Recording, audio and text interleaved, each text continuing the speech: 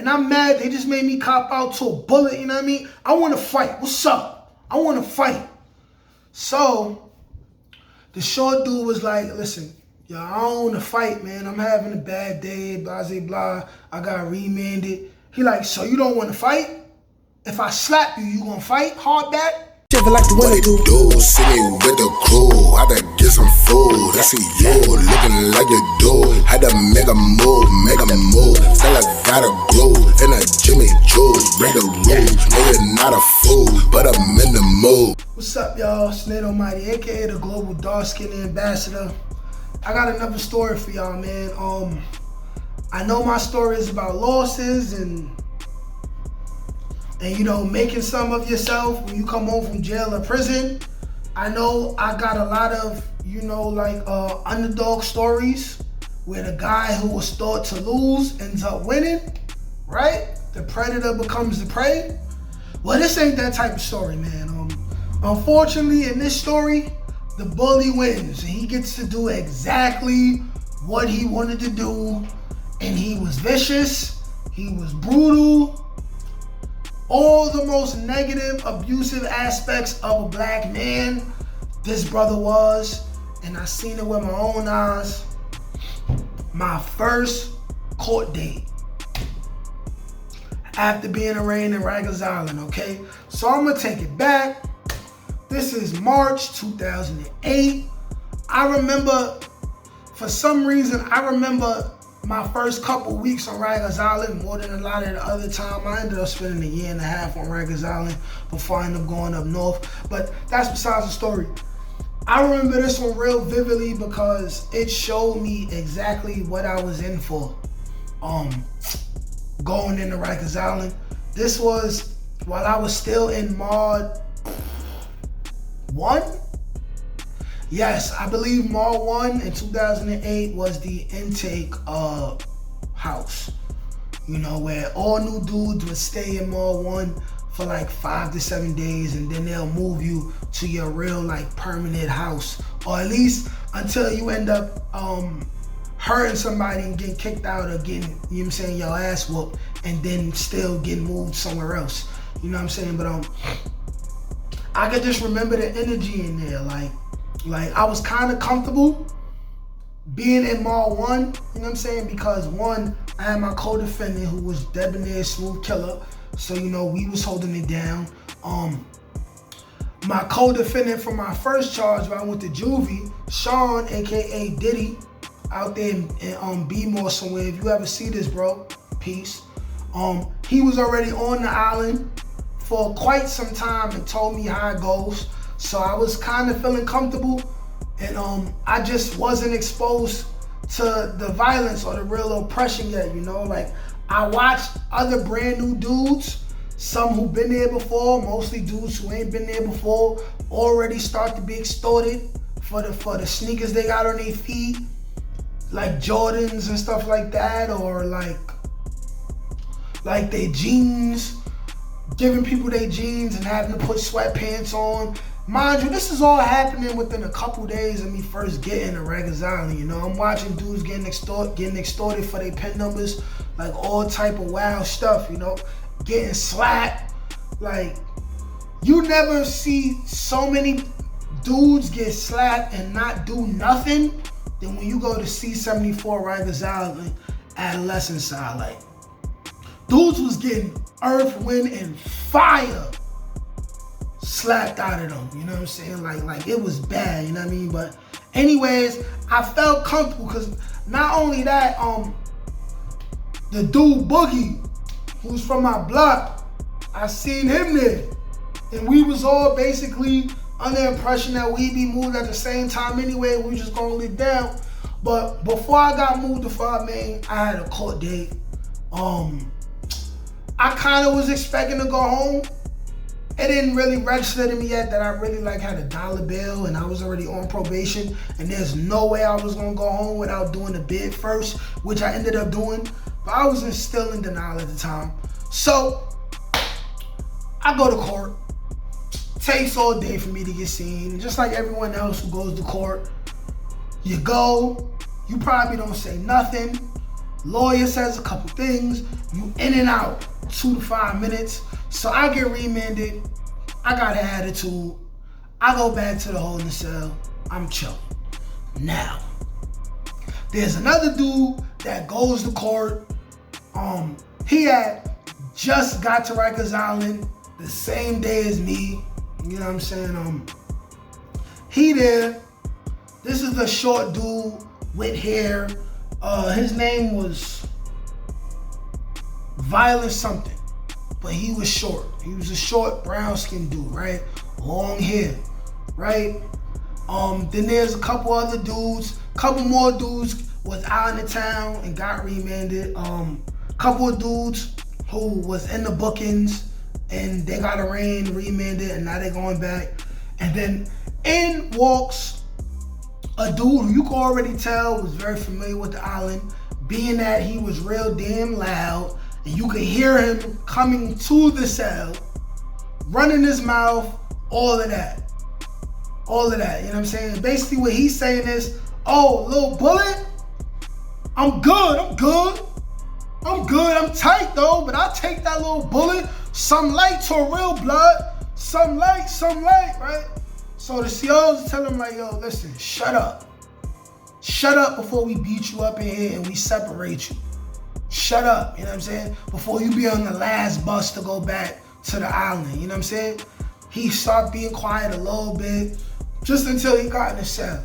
Now, when they had us at in the cells, it was like a weird place. Like if you hear the COs talk, it sound like they all the way far down to your left.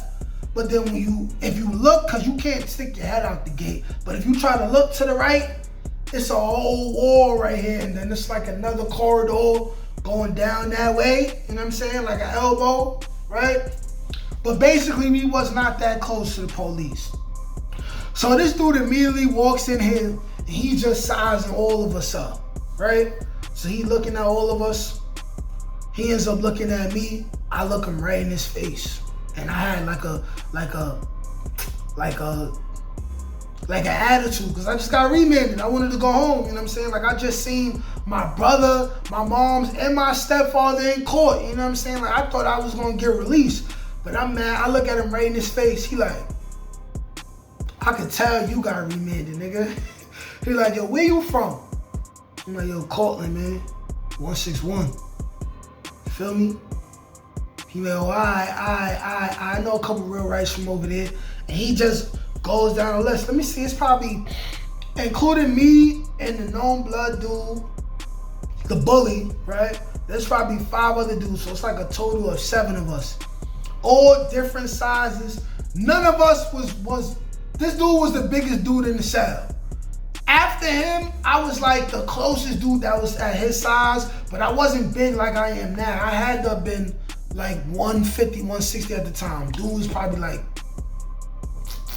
180, 190, taller than all of us, bigger than all of us. Like I said, bully, you know what I'm saying? But he going down the line and he asking dudes, he's like, yo, where you from? All y'all pussy over there, where you from, where you from, where you from? And if he knows dudes from over there, he like, all right, you good. And then he gets to the short dude with the hair. Violent something. I'm trying to remember this nigga name, yo. But anyways, he like, yo, where you from? He like, Parkchester. Like, oh, so you up there with all them hardbacks, huh? You Crip? He like, nah, I got my own gang. He like, yo, and what's that? He said, oh, the gang was called Violent something too, man. I can't, probably because I probably never heard of it after that day, you know what I mean? But he like, listen, man, you one of them hardbacks, man, and I'm mad they just made me cop out to a bullet, you know what I mean? I want to fight. What's up? I want to fight. So the short dude was like, listen, yo, I don't want to fight, man. I'm having a bad day, blah, blah, blah. I got remanded. He like, so you don't want to fight? If I slap you, you gonna fight hardback? He like, yo, I'm not Crip. Bro. Like yo, you's a hardback, shut up. Slaps him, right? slaps him, not with all his force, but enough to get a reaction. So immediately when he slaps him, the short dude stands up, and then they start throwing their hands, right? He like, yo, you not gonna make it hot, right? You not gonna make it hot, right? Short dude's like, nah. He like, you sure? Bing! Cracks the short dude in the nose. Nose start bleeding a little bit. Well, we've all had our nose punched in before. Well, if you went outside in your life, you're a 90s baby. I'm not gonna say it's gushing like it's broken, but like it's leaking. But he holding it down though. He holding it down, you know what I'm saying? They fighting. He not really tagging the big dude because the big dude is just too big, and then he got reach, you know what I'm saying? He got reach. But anyways, they fighting anyway, you feel me? Like they fighting. He does manage to crack the dude in the face, but it's like if you a grown person and you play fighting with a little boy and you let him punch you and he punches you and you just let him hit you with all his force and it don't hurt you, you start laughing at him. Well, this is exactly what happened. He like, yo, you can't fight. Y'all park chesting niggas is hardbacks. Fighting, right? Fighting, eventually, he gets the short dude in the headlock, right? He gets him in the headlock, he choking him. He like, now you won't go to sleep. Now you won't go to sleep, hardback. Now you won't go to sleep, right? And mind you, it's dudes in a whole nother cell across us that's watching, right? But they not being too loud. We not being too loud in the cell. At some point, the CO hears a little bit of something, but he not stressed out about it. He like, hey yo, y'all need to shut up over there, man. Stop slapboxing. He think dudes are slapboxing. They really getting it. So the little dude getting choked out. He like, yo. Take that. Oh, wait, hold on. So the little dude getting choked out, right? And I'm looking in his eyes. He's really getting choked out. Like I can see it like a little bit getting red. He just got him in like a nice lock, like one of those nice locks. And if you put somebody in a nice, unbreakable headlock before, like me, you know exactly what I'm talking about. He just twirling them around, choking them. And eventually, the little dude went to drastic measures. He takes his hand, grabs the entire nutsack of the bully, the entire nutsack, squeezes on it, right? He like, I'ma kill you now, nigga. Slams him to the floor, grabs the back of his head by his hair, start banging his face on the wall, right? Like, let me see, 1, 2, 3, 4, 5. And I think on that 5th bang on the floor, 2 of the COs had made it to the gate and caught him in the act, opened up the gate, went, roughed up the bully some, took the other dude, took him to clean him off, sent the bully to a whole nother cell. I never seen the bully dude again. Took the little dude. Like I said, they cleaned him off. I ain't see that guy again till they was lacing us all up, taking us back to the island. I didn't personally know him to stick up for him. I don't personally know nobody from Parkchester at the time, so I wasn't about to do nothing. And I'm just listening to dudes questioning him about what's going on. He didn't go to the hospital, but what he had was a busted nose, a busted lip, and you could tell on the left side of his face that something happened to his face. But he was talking about how, you know what I'm saying, like, he's a real nigga. They asked him if he wanted to press charges. He said no. They asked him if he felt like he needed to go to the hospital, if he had any type of internal bleeding or anything. He said no. He said while he was in his own cell, one of the officers had got some lunch, gave him a double cheeseburger from McDonald's for holding it down, and that was it. Ironically, after all that dude went through, I hear him about a month later and he with it somewhere in somebody else's house. And I'm like, I guess the violence traumatized him. And that's that story, you know. The bully got to do what he wanted to do. The smaller dude got beat the hell up. He held it down, and he should have took it and became a beast. But he chose not to. I think he ended up going home on probation anyway, but I just found it odd that he would stand up for himself in the cell and then end up like being soft later on. But he ended up getting on probation and going home, and I never seen him again anyway. So shout out to him for standing tall. Shout out to Parkchester. I know a couple good dudes out of Parkchester, man. That's the story.